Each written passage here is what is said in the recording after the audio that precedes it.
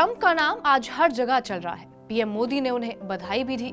आधिकारिक तौर पर वो भारत सिर्फ एक बार आए हैं, लेकिन आज हम आपको ट्रंप के उस दौरे के बारे में बताएंगे जब वो राष्ट्रपति नहीं बल्कि बिजनेसमैन के तौर पर भारत आए थे।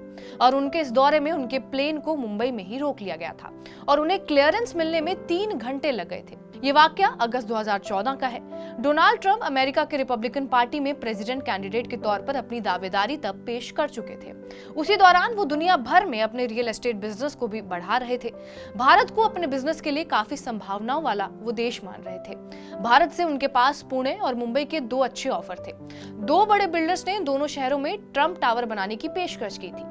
इसी सिलसिले में ट्रंप अपने आलीशान प्राइवेट प्लेन से उड़कर भारत आ पहुंचे। उनका प्लेन खास तौर पर न्यूयॉर्क से भारत के लिए उड़ा। 11 अगस्त 2020 को ये मुंबई के छत्रपति शिवाजी इंटरनेशनल एयरपोर्ट पर उतारा गया। यहां से ट्रंप के विमान को रात 9 बजे पुणे के लिए उड़ान भरनी थी। उनके विमान को उड़ने की परमिशन नहीं मिली। वजह ये थी कि उनके पास पुणे के एयरपोर्ट पर उतरने की परमिशन ही नहीं थी। नतीजन ट्रंप का विमान मुंबई एयरपोर्ट पर ही खड़ा रहा। ट्रंप विमान के अंदर बैठकर झल्लाते रहे। दरअसल पुणे का लोहेगांव एयरपोर्ट इंडियन एयरफोर्स के अधीन है।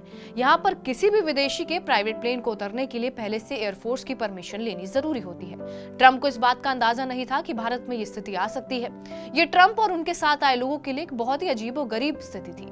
मुंबई एयरपोर्ट के अधिकारियों ने साफ कह दिया कि बगैर परमिशन उनका वापस न्यूयॉर्क ही प्लेन जा सकता है, लेकिन पुणे नहीं।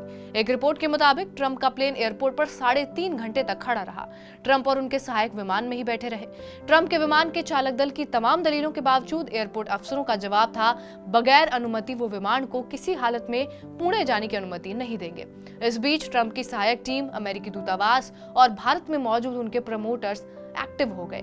रात ठीक 12:30 बजे उनके विमान को एयरफोर्स मुख्यालय ने पुणे विमान ले जाने की अनुमति दे दी। इसके बाद भी एक मुश्किल पुणे में भी आनी थी। आधे घंटे की उड़ान के बाद जब ट्रंप का विमान वहां उतरा तो विमान कुछ ज्यादा ऊंचा था। इसमें लगाने लायक सीढ़ियां एयरपोर्ट पर नहीं थी। तब भी ट्रंप विमान में 1 घंटे तक फंसे रहे। फिर उनके विमान के साथ जब एक अस्थायी रैंप बनाया गया तब जाकर ट्रंप विमान से उतरकर बाहर आए। ये ट्रंप का पहला भारतीय दौरा था, लेकिन निजी हैसियत से। साल 2016 में वो अमेरिका में प्रेसिडेंट का चुनाव जीतकर प्रेसिडेंट बने।